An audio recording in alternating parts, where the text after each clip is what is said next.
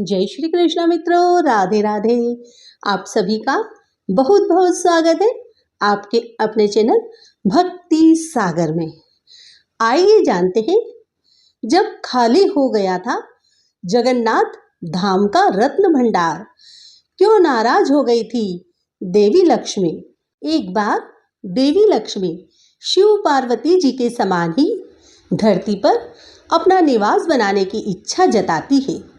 इसके साथ ही उन्होंने भगवान विष्णु को खुद भोजन बनाकर भोग लगाने की इच्छा भी प्रकट की। तब भगवान विष्णु ने समय आने पर उनकी इच्छा पूरी करने का वचन दिया। द्वापर युग के अंत में वह समय भी आ गया जब श्री कृष्ण ने देह त्यागी, तो उसी के साथ पुरी के जगन्नाथ धाम के स्थापित होने की पटकथा लिखी जाने लगी थी। एक और कथा में कहा जाता है कि एक बार जब ऋषि दुर्वासा के श्राप के कारण तीनों लोकों का वैभव अर्थात लक्ष्मी सागर में समा गई, तो इसी सागर में लक्ष्मी फिर से प्रकट हुई और यही उनका भगवान विष्णु से दोबारा मिलन हुआ। क्योंकि लक्ष्मी ने वरण पुरुषों में सबसे उत्तम भगवान विष्णु का वरण किया था, इसलिए यह क्षेत्र पुरुषोत्तम कहलाया और श्री यानी लक्ष्मी के यहाँ प्रकट होने के कारण इसे श्री क्षेत्र कहा जाता है। देवी लक्ष्मी यहाँ अपने संपूर्ण वैभव के साथ विराजमान है। इसके अलावा वह श्री मंदिर की स्वामिनी अर्थात मालकिन भी है, जिसका एक स्वरूप यहाँ स्थित रत्न भंडार के रूप में सामने आता है। जगन्नाथ धाम में रत्न भंडार से जुड़ी एक लोक कथा भी प्रचलित है। यह कथा वैसे तो यहाँ स्थापित करती है कि भगवान के लिए सब बराबर हैं, जन्म और जाति से कोई बड़ा या छोटा नहीं है। लेकिन इस कथा में रत्न भंडार का जिक्र एक खास किरदार की तरह होता है। यह कहानी पुरी में रहने वाली और जाति से निम्न मानी जाने वाली श्रिया की है। पुरी में निम्न जाति की महिला श्रिया रहती थी। धन से गरीब पर संकल्प की धनी वह महिला देवी लक्ष्मी जी की उपासक थी और जगन्नाथ जी के भरोसे ही जीवन यापन कर रही थी। एक बार उसकी इच्छा हुई कि वह देवी का कठिन अष्टलक्ष्मी व्रत करे, पर उसे व्रत की विधि पता नहीं थी। एक दिन वह रास्ते पर झाड़ू लगा रही थी। इसी दौरान उसे एक पुजारी मिला, जिससे वह व्रत की विधि पूछना चाहती थी, लेकिन उन्होंने श्रिया को तुरंत ही मना कर दिया। इस तरह श्रिया जहाँ भी व्रत विधि पूछती थी, लोग उसे धुतकार देते थे। एक दिन भूख प्यास की मारी श्रिया व्रत की विधि पूछने के लिए भटक रही थी और इसी बीच वह चक्कर खाकर गिर पड़ी और उसके सिर से खून निकल आया। अपने भक्त की सच्ची श्रद्धा और दुख देखकर जगन्नाथ जी इतने दुखी हुए कि उनकी भी प्रतिमा से खून निकल आया। पंडे पुजारियों और सेवायतों ने देखा तो घबरा गए और पूरी में हड़कंप मच गया। ये बात राजा तक भी पहुंची तो वह समझ गया कि जरूर कहीं घोर पाप हुआ है और भगवान श्री मंदिर छोड़कर चले गए हैं। ऐसे में राजा ने तुरंत सिंहासन त्याग दिया और उस पाप की खोज में चल पड़ा, जिसके कारण श्री मंदिर से भगवान चले गए। उधर भगवान के आदेश पर नारद मुनि ने संत का वेश बनाया और श्रिया के घर उसे व्रत विधि समझाने पहुंचे। उन्होंने कहा कि भक्ति सच्ची हो तो किसी कठिन व्रत की जरूरत नहीं होती। तुम सच्चे मन से भजन करो, आसपास को साफ रखो, घर को लीप बुहार कर सुंदर बना लो, सबसे प्रेम से बोलो। जो ऐसा करता है देवी लक्ष्मी उस पर प्रसन्न रहती है। फिर तो तुम केवल दिन भर व्रत रखकर शाम को खीर बनाकर उन्हें भोग लगाओ, आरती करो और प्रसाद बांटो। देवी तुम्हारे घर चलकर आएगी। श्रिया ने ऐसा ही किया। शाम को वह जब आरती कर रही थी तो एक महिला घूंघट की हुई उसके घर पहुंची। लोगों की भीड़ के बीच उसने श्रिया को प्रसाद चढ़ाने के लिए एक पोटली दी। श्रेया ने उस महिला को खीर का प्रसाद दिया। खीर खाने के दौरान महिला के चेहरे से घूंघट हट गया और जब श्रेया की नजरें उस पर पड़ी तो वह सुध बुध खो बैठी। श्रेया को जब सुधि आई तब तक सभी लोग जा चुके थे। उसने महिला के द्वारा दी गई पोटली खोलकर देखी तो उसमें रत्न, हीरे, सोना, चांदी निकले। श्रेया समझ गई कि माँ लक्ष्मी ने उस पर कृपा कर दी है। लेकिन भगवान जगन्नाथ को तो अभी ये खेल कुछ और लंबा खेलना था। अब जब देवी लक्ष्मी श्रेया के घर से लौटी और श्री मंदिर में प्रवेश करने लगी तो बलभद्र नाराज हो गए। उन्होंने कहा कि लक्ष्मी ने एक छोटी जाति वाले के घर जाकर श्री मंदिर का अपमान किया है। उसने वहां का प्रसाद भी खाया और अब वह प्रसाद हमें खिलाकर हमें भी भ्रष्ट करना चाहती है।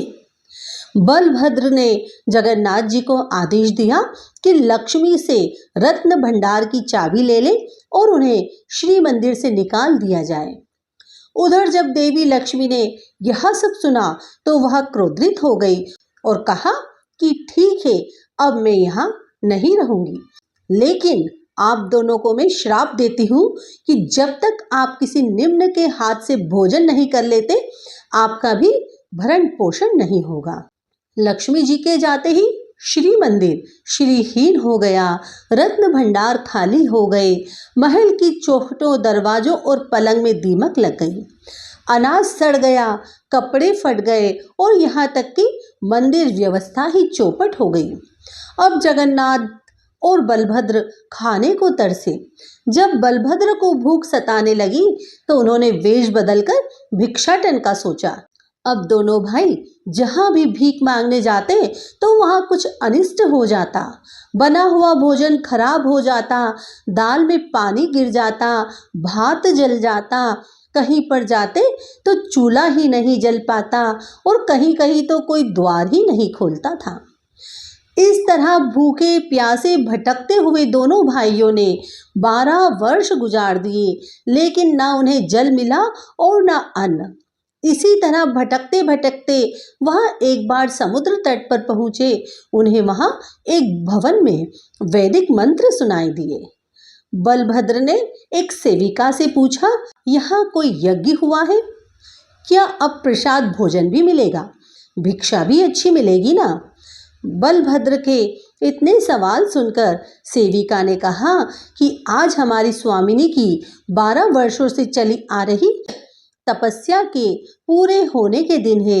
इसके बाद वह जरूर आपको भंडारा खिलाएगी, लेकिन हमारी स्वामिनी तो नीच कुल की है, क्या अब भी आप भोजन करेंगे? इस पर बलभद्र ने कहा कि नहीं, हम अछूतों का नहीं खाते। अच्छा सुनो, अपनी मालकिन से कह दो हमें सामग्री मंगवा दे, हम खुद बना लेंगे। स्वामिनी, जो कि खुद लक्ष्मी ही थी, उन्होंने सामग्री तो भेज दी, लेकिन अग्निदेव को आदेश दिया कि वह चूल्हा न जलने दे, सिर्फ धुआं ही धुआं करते रहे। अब बलभद्र जो कि सोच के बैठे थे कि आग जलाएंगे, खिचड़ी बनाएंगे और गरम गरम खाएंगे, वह चूल्हा न जल पाने से इतना झल्लाए कि चूल्हा मटकी सभी कुछ फोड़ दिया और जगन्नाथ जी से कहा कि जगन, भोजन में क्या छोटा क्या बड़ा, मैं तो कहता हूँ कि भोजन कर लेते हैं, ऐसे तो मैं भूखा मारा जाऊंगा। इसके बाद जगन्नाथ और बलभद्र लक्ष्मी जी के घर पहुँचे और वहाँ उन्होंने भोजन करते हुए पहचान लिया कि यह लक्ष्मी ही है। वह लक्ष्मी को सम्मान सहित श्री मंदिर ले आए और इस तरह पूरी से भेदभाव भी मिटा दिया। लक्ष्मी के आने श्री मंदिर का वैभव लौट आया और रत्न भंडार फिर से भर गए। इसी तरह एक बार जगन्नाथ भगवान ने अपने उस भक्त की सहायता रत्न भंडार से की, जो उन्हें मित्र मानता था। एक बार जब वह पुरी आया तो उसे कुछ खाने को नहीं मिला। जब जगन्नाथ भगवान रात में सोने की थाली में उसके लिए भोजन लगाकर ले गए और थाली वहीं छोड़ आए, उधर रत्न भंडार से भगवान के भोग की थाली गायब हुई तो उसकी खोज शुरू हुई। सैनिकों को ये थाली उसी भक्त के यहाँ से मिली जिसे भगवान भोजन खिलाने गए थे। सैनिकों ने उसे चोर समझा और जेल में डाल दिया। वह कहता रह गया कि ये थाली मैंने नहीं चुराई, भगवान ने खुद दी है। लेकिन उसकी बिल्कुल नहीं सुनी गई। रात में जगन्नाथ जी राजा के स्वप्नों में आए और उसे सारी बात बताकर कहा कि मेरे भक्त को सम्मान सहित आजाद करो और उसके भरण पोषण का इंतजाम करो। राजा ने भगवान का आदेश मानकर भक्त को आजाद कर दिया। उन्हें पगड़ी पहनाकर सम्मान सहित राज्य से आश्रय दिया। इस तरह जगन्नाथ मंदिर की कथा और हर किंवदंती में रत्न भंडार शामिल मिलेगा। रत्न भंडार के इतिहास की बात करें तो इसकी मौजूदगी मंदिर के निर्माण के समय से ही है। जगन्नाथ मंदिर की कथाओं में दो राजाओं इंद्रधुम्न और राजा गालू माधव का जिक्र कई बार होता है। कहते हैं रत्न भंडार इंद्रधुम्न का ही शाही खजाना था, जिसे उन्होंने लोक कल्याण के लिए भगवान नील माधव पर न्योछावर कर दिया था। तब देवी लक्ष्मी ने उन्हें वरदान दिया था कि वह स्वयं इस क्षेत्र में निवास करेगी और उनकी कृपा से रत्न भंडार कभी खाली नहीं होगा। इस भंडार के बारे में और विस्तार से देखें तो रत्न भंडार के दो कक्ष हैं, भीतर भंडार आंतरिक खजाना और बाहरी भंडार बाहरी खजाना। ओडिशा मैगजीन राज्य सरकार द्वारा प्रकाशित पत्रिका के अनुसार राजा अनंग भीम देव ने भगवान जगन्नाथ के आभूषण तैयार करने के लिए बहुत बड़ी मात्रा में सोना दान किया था। बाहरी खजाने में भगवान जगन्नाथ के सोने से बने मुकुट, सोने के 3 हार जिनमें से प्रत्येक का वजन 120 तोला है। रिपोर्ट में भगवान जगन्नाथ और बलभद्र के सोने से बने श्री भुजा और श्री पयार का भी उल्लेख किया गया है। इसके मुताबिक आंतरिक खजाने में सोने के 74 आभूषण हैं, जिनमें से प्रत्येक का वजन 100 तोला से अधिक है। सोने, हीरे, मूंगा और मोतियों से बनी प्लेटें हैं। इसके अलावा 140 से ज्यादा चांदी के आभूषण भी खजाने में रखे हुए हैं। भगवान जगन्नाथ की निधि होने के कारण पूरी मंदिर में रत्न भंडार को लेकर भक्तों में भी गहरी आस्था है। यह रत्न भंडार भगवान जगन्नाथ को चढ़ाए गए बहुमूल्य सोने और हीरों के आभूषणों का घर है। हर 3 वर्ष में रत्न भंडार को खोलकर उसके अंदर रखे आभूषणों और अन्य जवाहरातों की जांच करने का नियम है।